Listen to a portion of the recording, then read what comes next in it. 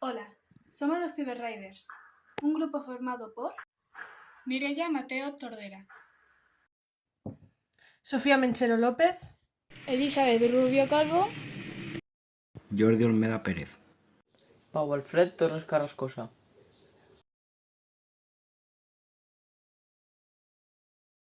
estamos en la categoría Gamers en el nivel Cadetes y os presentamos nuestro proyecto Valentia, un viaje pel temps.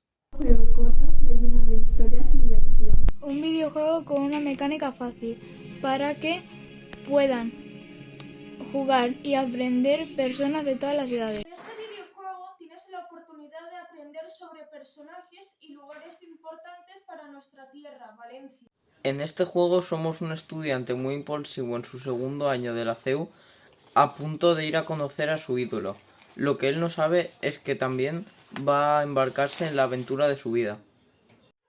Nos narra la historia de un estudiante de universidad que en una excursión se encuentra con su ídolo, el arquitecto Santiago Calatrava, Quien, después de darle una misión, le regala su nuevo proyecto, una máquina del tiempo.